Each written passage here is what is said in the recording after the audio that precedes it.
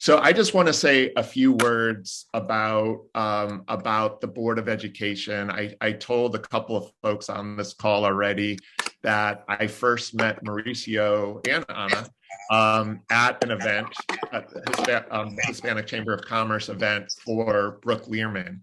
And what I really loved about Brooke's approach is that she first explained what a comptroller is, because I never understood that.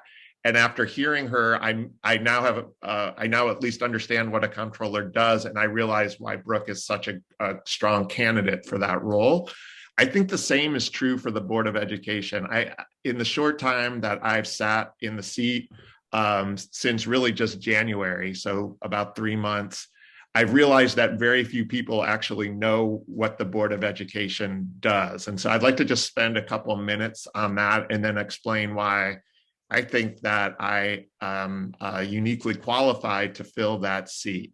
So we get a lot of emails and a lot of calls, and often they're around things that really the board is not responsible for. So the board is not responsible for hiring anybody in the school system other than the superintendent, which is obviously a very big deal. We hire the superintendent, we evaluate her, and if necessary, we have the authority to fire her. But we have none of that authority for any other staff in the school system. So we get a lot of emails asking about different principals and teachers.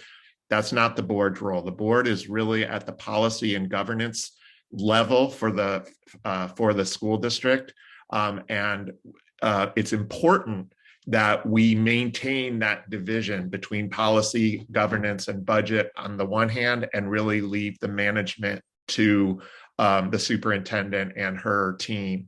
The reason why I say that's important is because there's a lot of evidence that suggests that, that says that when a board gets involved in the managerial decisions of the school district, things go south in a hurry.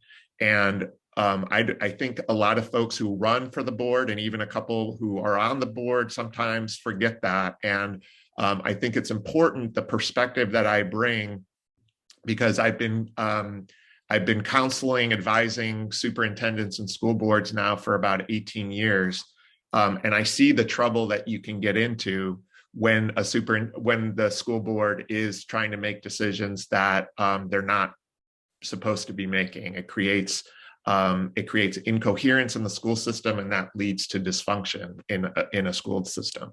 So that's point number one, is that I think it's really important for the board to understand that its role is properly in the policy, governance, and budget perspective. Now, I want to flip that and say that's a really important role. The school budget or the district's budget for next year is going to be close to $3 billion. That's half of the budget of Montgomery County. And again, I think people don't realize that, first of all, that fact, which is a lot of money. It's serving 160,000 students. It's in 209 schools. And setting the budget and then holding the district accountable for using those funds wisely is, in my view, perhaps the most important role that we play. So we're still waiting for finalization from the county, which has to ultimately approve our budget, but we've heard from the county executive that we're expecting 98% of what we requested from the county. So that's good news, because we initially had thought that we were going to have to ask for less money than that.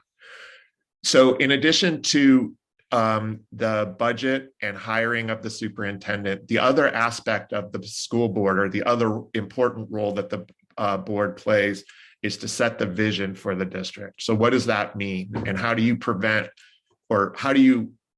stay at the vision level and not get down into the operational level? Again, that's the important point.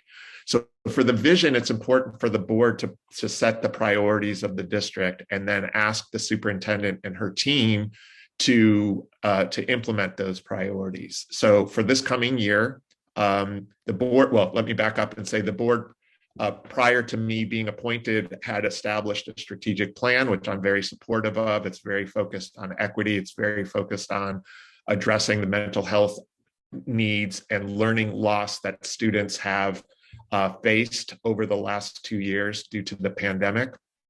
And frankly, some of the mental health issues coming into the pandemic were alarming enough, and they've only gotten worse over the last couple of years. So the board has just recently established as our priorities the two goals of addressing the mental health needs of students, addressing the learning loss, and with a particular focus on reading. And I can talk more about that if anyone's interested. And then the third priority is we've really heard a lot about the board and the administration's loss of trust among the community during the past 2 years, especially. And I can go into this for a long time, but let me just make a couple of points here. Number one is this was an unprecedented time. I think all of us acknowledge that. And I think that the administration did not do as well as we would have liked, and the board did not do as well as we would like. I've often said that I think that we need to examine that and hold ourselves accountable. And I'll explain a couple things that I think I would have done differently had I had the opportunity. But I also ask the public to approach this issue with a little bit of grace. Again, this was unprecedented. There's no playbook whatsoever in how to deal with this. And at the time, the superintendent was interim superintendent. She had been promoted from deputy superintendent. So she no longer had a deputy because she was the deputy. A lot of her team had left previously when the previous superintendent resigned and Dr. McKnight became superintendent. So she was dealing with some serious challenges when she stepped into the role. And I think, while not perfect, I think everybody worked extremely hard. Now, obviously, things could be done, have been done a lot better. What are some of those things? I think that there was a lot of confusion coming from the federal, state, and county levels in terms of what to do. We know that there was a lot of conflicting advice about masks and social distancing, whether schools should be open, should be closed. So it would be really important that we both have that really close connection to all of those levels. But what I think we could have done better in is communicate what those conversations were happening and how we were trying to address and adjust along the way. Those things happened very, very quickly. Everybody was working really hard, but I think a lot of people were left confused and feeling like they were being excluded from the decision-making process. And that's something that I think we could have done better. Number two is I think we could have, I suggested that we really needed to have almost a war room that was focused exclusively on the pandemic. And that war room should have been staffed by not educators, which are those who really were making a lot of these decisions because they were forced into that service and did the best job they could. But we needed more public health expertise in making some of those decisions, and even more importantly, communicating those decisions. So crisis communications was an area that I thought was done much more poorly than I would have liked to see. Dr. McKnight and the board are really committed to reestablishing the connections with the community. She's having a number of meetings across the county to meet with parents and students. I'm meeting as frequently as I can with PTAs and schools across the county, and hearing about a lot of the challenges that I just mentioned, and that what we're trying to do about those. So I think from the board's perspective, focusing on those three priorities: learning loss resulting from the pandemic, the mental health and social emotional wellness of students and staff that were already in close to crisis stage prior to the pandemic and have only gotten worse, and then reestablishing the trust and communications with our key stakeholders are what's going to be really important going forward. Now, obviously, the district and the board has to deal with many, many other things, but it's important that we stay focused on those three things and address certainly all the other challenges and all the other needs that are occurring across the county. But it's important to keep track of those three priorities and to track our progress in implementing each of those three strategies in each of those three areas. And again, that's where the board can play a really critical role, is asking and communicating data from the school district so that we know whether or not we're making progress against each of those three priority areas well before we get the final results, whether it's the end of the year state assessment, or whether it's an update on the number of student arrests, or God forbid, student violent incidents in schools, which are on the increase right now. We need to do things more quickly and in a more time-sensitive manner so that we can make adjustments along the way.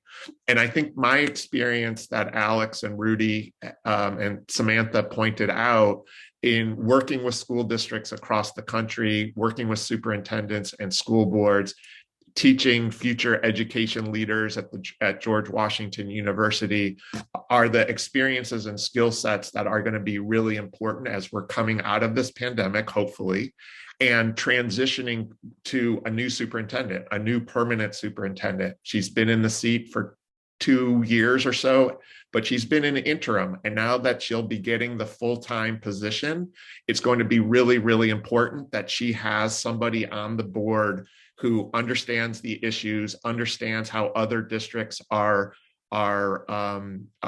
responding to the pandemic and addressing the teaching and learning challenges resulting from the pandemic, and brings a sense of stability and coherence to the district that I think that I represent.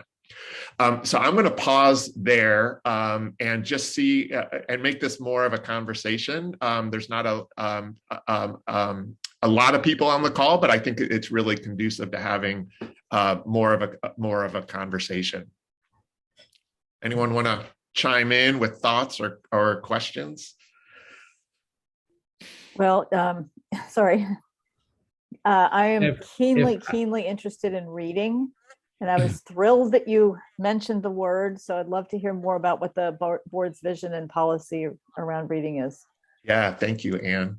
So there's a lot going on with reading. A part of that is just extending the amount of learning time. So whether that's through summer school or through a variety of mechanisms to provide students with tutoring. But the thing that I'm most focused on right now is the district for the last year plus has been piloting I'm going to try not to get too technical here, but it's a new approach to reading. And you'll know that we've used this kind of balanced literacy approach, which doesn't have a whole lot of evidence behind it. And Dr. McKnight has really pushed the district towards what's called structured literacy, or some people refer to it as the science of reading. We're currently piloting that in 10 schools. The reason I'm so excited that Ashima's on the call is because just the other day, we met with her and the senator's education special, sorry, I don't know her title, Ashima, but the education advisor, to talk about this pilot that we're doing in 10 schools with the goal that we're going to be rolling out into all elementary schools over the next 2 years. This to me is the most important thing that we're doing right now because it's got a lot of evidence behind it in terms of how we're teaching our youngest children to read. And that sets, as we all know, the foundation for success in school. And if a child can't read by 3rd grade, they're going to struggle. And we know that. And there's a lot of literature that says that even by 5th grade, it's really hard to get kids caught up using scientifically based programs. So really establishing this scientific approach to reading and expanding it and doing it in a way that is implemented successfully and not just saying schools go do it is going to be our big challenge for the next, at least for the next 2 years, but certainly going on from there as well.